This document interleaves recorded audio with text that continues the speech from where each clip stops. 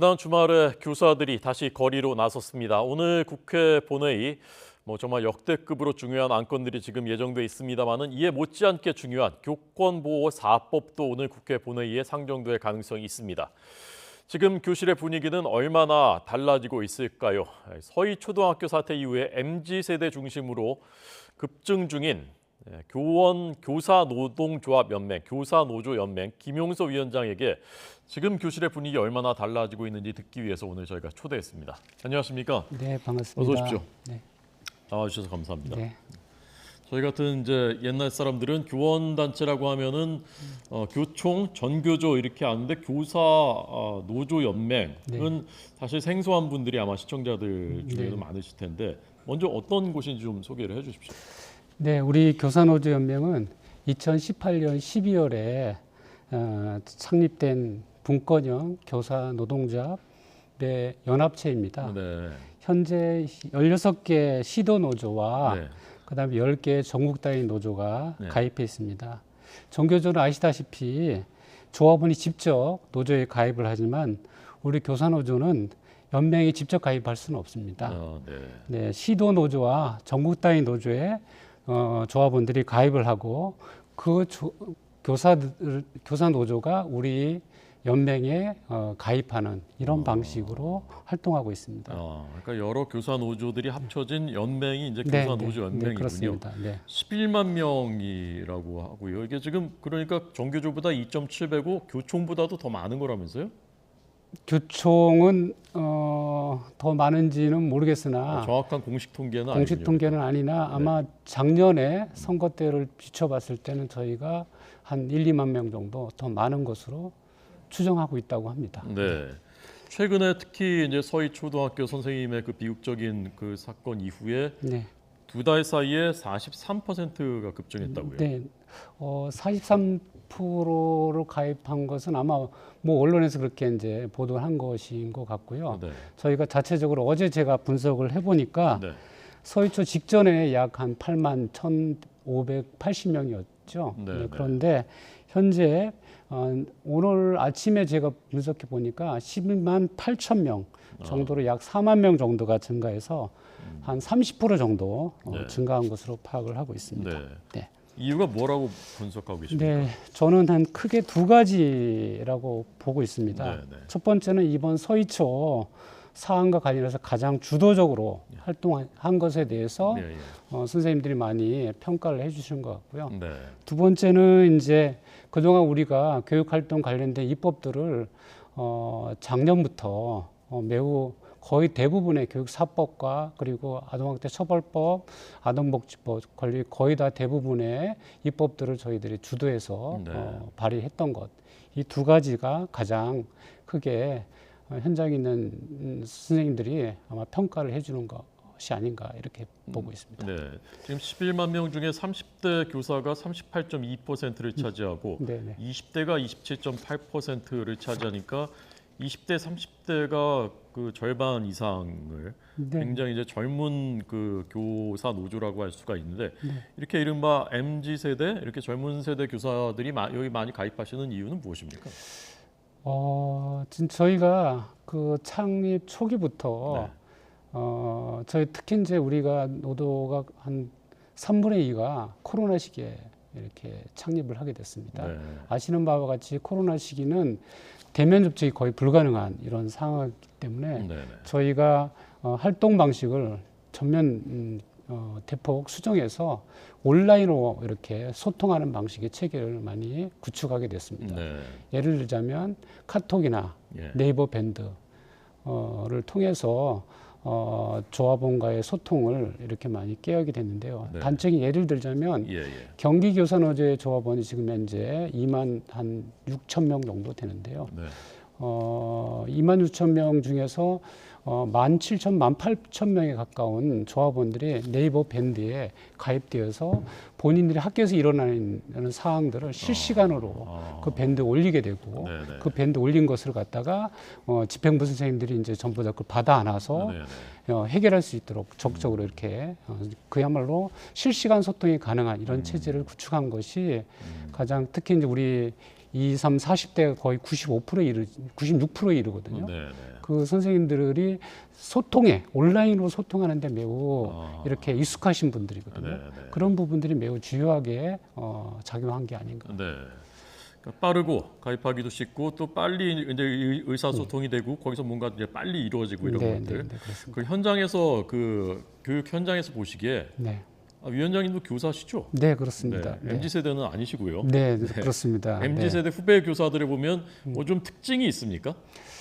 그렇죠. 그러니까 가장 큰 특징이라고 한다면 이제 물론 이제 실용적이라고 하는 거고 정치색을 드러내려고 하는 것보다는 네. 실질적으로 본인들과 주위의 이제 그 학생들하고의 소통을 매우 중시하는 이런 젊은 교사들이라고 볼 수 있습니다. 네. 그래서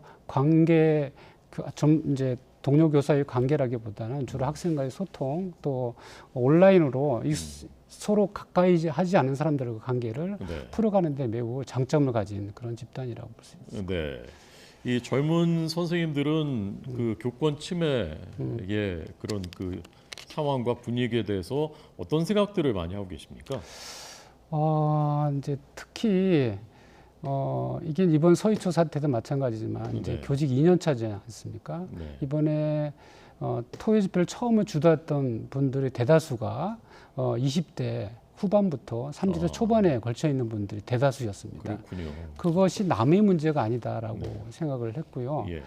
아시다시피 2021년도에 아동학대 처벌법과 교육공무원법이 개정이 되었습니다. 2021년에. 네네. 근데 그렇게 된 그 이후로 아동학대 신고가 되는 수가 급증하고 있지 않습니까? 근데 그런 이유가 뭐냐면 특히 학부모들 사이에서 이게 이제 이 맘카페 이런 걸 통해서 서로 소통하면서 예, 예. 이 교사들 자기가 담임 교사를 괴롭힐 수 있는 방법을 매우 이렇게 빠른 속도로 이게 전파되었던 것 같아요. 아동학대 처벌로 신고하는 거. 네, 신고하는 방법. 그러니까 이제 특히 정사다 아동학대 신고 수가 꽤 많지 않아요. 네. 그런 부분들은 특히 2021년도에 아동학대 처벌법을 개정이 되면서 이제 의심 사안을 가지고 신고하면 무고라는 게 없습니다. 네. 신고하면 바로 즉시 조사나 경찰에서 수사가 들어갑니다. 수사가 들어갔을 때 문제는 이제 교육공무원부터 같이 동시에 개정이 되면서 그 신고된 교사를 소위 직해제할 수 있다라고 하는 조항이 같이 생기게 됐습니다. 네, 이게 맞물리면서 실질적으로 이번에 대전에서 극단 선택을 하신 그 선생님도 마찬가지잖아요. 4년 내내 그 괴롭힘을 당했잖아요. 네. 근데 그런 부분들이 특히 젊은 교사들 사이에서 이게 남의 문제가 아니다. 그런 문제의식을 가지게 되면서 이게 집회장으로 많이 나오게 된 그런 것 같습니다. 그러니까 이게 그 분위기는 이제 계속 그런 분위기로 가고 있었지만 특히 2021년 이후에 아주 이제 급물살을 타게 됐다. 네, 두 개의 그렇게. 법이 개정된 다음에. 네, 그렇습니다. 선생님 지금 검은 넥타이는 그 선생님들 네. 추모하시기 위해서. 네, 그렇습니다. 우리 특히 4년 동안 내내 괴롭힘을 당했던 그 선생님이 우리 대전교사노조 조합원이고 초동교사노조 조합원이었습니다. 네. 그리고 그런 문제에 대해서 계속해서 우리 이제 노조에 알려왔고 그 부분을 같이 해결하려고 많이 부단히 애를 썼는데 마지막에 그렇게 선택하게 된 것은 거리로 그렇게 많은 분들이 많은 선생님들이 이렇게 나와서 그래서 기대를 했죠. 학기가 시작돼서 조금 더 변화가 있을 거라고 생각했는데 그 이전과 그 후가 그렇게 다르지 않다라고 하는 것들에 대한 절망을 하면서 아마 좀 그런 선택을 하게 된 것 같습니다. 네. 교권 침해라는 것이 이제 저처럼 이제 그 현장에 이제 직접 그 아이도 이미 학교를 졸업하고 이런 분들한테는 피부로 아주 안 와닿는 면이 있거든요. 그리고 이게 아주 극단적인 사례들 몇 개인지 아니면 전반적으로 이런 것인지 현장에서는 얼마나 심각하게 선생님들이 느끼고 있습니까? 그것을. 이제 지금 이제 교권 4법이 아마 이번 오늘 오후에 처리될 예정인데 국회에서요? 그럼에도 불구하고 부족하다고 느끼고 있습니다. 근데 부족하다고 느끼는 건 뭐냐면 많은 부분에서 뭐 예를 들어 직위해제를 이제 면해 준다든지 교육활동 인지 아닌지 정서적 학도인지 아닌지를 판별을 해서 그것이 아니면 여러 가지 이제 보호 조치가 이루어지는 부분들이 이번에 법안에 담겨 있습니다. 네. 그럼에도 불구하고 근본적으로 어떤 문제가 있냐면 외국에서는 특히 교사의 교육 활동을 두텁게 보호해주는 장치가 있습니다. 네. 그래서 상습적이고 악의적인 어떤 부분으로 인 경우에만 아동학대로 보고 있거든요. 네. 그런데 근본적으로 이 현재 현행 아동복지법의 경우는 신고를 의심만으로, 그러니까 결국은 학교라는 아주 은폐된 공간에서 벌어지는 부분들을 좀 더 두텁게 보호하기 위해서 원래 만들어진 법인데 네. 학교에도 공공적인 장소인 학교에도 동일하게 적용하게 되면서 교육활동에 그 부분에 대해서 보호받지 못하고 있다고 느끼는 거거든요. 네. 그래서 외국처럼 그렇게 아동학대를 명확하게 구분해달라 예. 그런 요구가 있는 거고요. 그래서 아동학대 처벌법도 개정해야 된다. 한다는 말씀이시죠. 그리고 또 아동복지법에도 그 범위와 그리고 그 소위 정서적 아동, 특히 정서적 아동학대로 이렇게 신고당하면 무조건 이렇게 조사와 수사가 들어가는 이 부분의 문제는 여전히 해결되지 않고 있다. 이런 부분에 대한 지적들을 많이 하고 계십니다. 네. 교권회복 4법이 국회 교육위원회는 통과했고, 네. 그다음에 오늘 이제 국회 본회의에 상정될지가 불투명했는데 법사위를 네, 통과해야 되기 아마. 때문에. 네. 그런데 오늘 아마 상정될 가능성이 있다면서요? 네, 제가 이제 보고받은 바에 따르면 네. 아마 오늘 11시경에 법사위에서 아마 압순위로 이렇게 아마 양당에서 그렇게 합의를 해서 제일 먼저 다룰 수 있도록 그렇게 지금 조율이 됐다고 하고요. 네. 그렇게 해서 아마 처리가 되면 오늘 오후 2시에 열리는 그럼 이제 그 본회의에서도 제일 앞번으로 아마 처리될 것으로 그렇게 보고를 받았습니다. 네. 그 교권보호 4법, 이른바 4법의 내용을 저희가 이제 보여드리고 있습니다. 네. 첫 번째가 교원지휘법인데요. 여기에 이제 계속 이제 논란이 됐던 조항이 마지막 네 번째, 네. 학생의 교권 침해의 징계 기록을 학교생활기록부, 학생부 또는 뭐 생기부라고 불리는 거기에 넣느냐 이 부분인데 네. 이것은 이제 야당이 계속 반대를 했고 이렇게 되면 소송이 급증할 것이다, 낙인을 찍을 수 있다. 이래서 결국 이 내용은 빠졌다면서요, 4법에서. 네, 그렇습니다. 그 부분은 어떻게 보십니까? 크게 이제 두 가지 이유로 이제 야당에서 반대하고 우리 또 현장에 있는 선생님들 사이에서도 두 가지 견해가 다 같이 이렇게 상존하고 있습니다. 네. 이제 특히 이제 고등학교에서는 예방 효과라고 있는데 이제 특히 이제 대입을 앞두고 있는 경우에 생기부에 기록이 되면 매우 큰 불이익을 받기 때문에 네네. 그렇게 하지 않으려고 하는 부분이 있다라고 하는 부분들, 그게 이제 특히 고등학교 교사들 사이에서는 생기부를 기록하는 게 좀 더 좋겠다는 의견들이 좀 많고요. 네네. 특히 초등학교나 특히 중학교, 특히 이제 학교 폭력과 관련돼서 공부를 많이 하시는 분들의 경우는 특히 이제 이 소위 이게 소송으로 매우 연결될 가능성도 많았고 이제까지 그런 부분들을 많이 경험해 왔습니다. 그럼 또 소송을 또 겪으셔야 되니까 그렇죠. 선생님들도. 네. 근데 교육적으로 또 더군다나 이 부분이 바람직하냐라고 하는 부분에서는 학폭법에서 생기부 기록을 하고 있기 때문에 네네. 그 부분과도 연동되어서 일단 교육적으로 바람직하느냐에 대한 의문과 그다음에 소송의 남발을 여전히 그 문제가 많이 있어서 각 교원단체별로도 그 입장의 차이가 좀 많이 상반되는 이런 상황이라고 볼 수 있습니다. 네. 어쨌건 이 법안에는 빠졌기 때문에 오늘은 네, 처리되지 않는 이 되죠. 내용은 들어가지 네. 않는 네. 것입니다. 그에 앞서서 이제 교육부가 교육부 차원에서 고시로 할 수 있는 부분을 고시를 먼저 제정을 했는데 네. 제일 중요한 내용이 휴대폰 주의 2번 준 다음에 네. 압수할 수 있게 하는 네. 것. 네. 네. 그다음에 이제 학생을 교실 밖으로 퇴실시킬 수 있는 것. 네. 이 부분은 이제 이미 시행 중인데 좀 어떻습니까? 많이 달라졌습니까? 지금 저 오늘 아침에도 여러 가지 이제 민원 전화를 받고 있습니다. 네.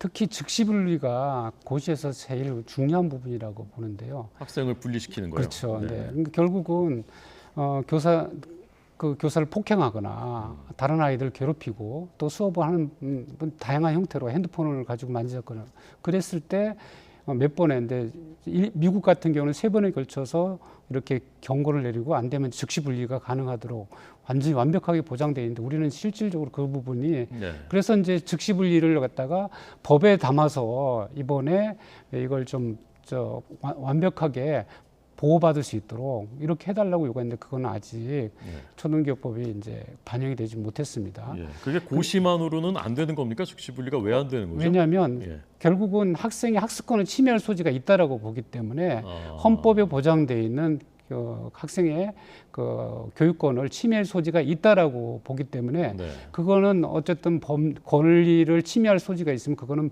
법률 유보의 원칙에 따라서 법률에 담는 것이 맞거든요. 네, 네. 그런데 이제 그 부분이 물론 뭐 고시도 법률에 또 시행령에 위헌돼서 내려오긴 하지만 네, 네. 명확하게 이 법에도 담는 것이 두텁게 보호할 수 있다라고 하는 거고요. 예, 그럼 실제로 지금 교실에서는 선생님들이 저 조치를 잘 실행을 못 하고 계십니까? 그러니까 지금 이제 가장 극단적으로 지금 저희 오늘 아침에도 보고받았던 내용인데요. 네. 지금 즉시 분리하게 되면 학교라는 공간이 갈 수 있는 것이 3군데밖에 없습니다. 네, 네. 아시다시피 이제 그 공간이 일정도 여유가 있는 게 상담실, 네, 네. 그다음에 도서관, 예.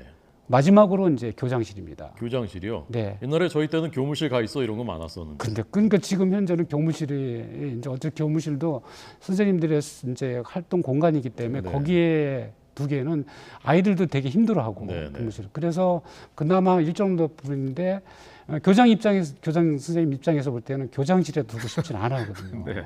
그러다 보니 예. 지금 오늘도 여러 건의 좀 전화를 받고 있는데 네. 대부분의 교장 선생님은 어디로 보내냐면 도서관을 보내려고 그래요. 도서관으로요. 네.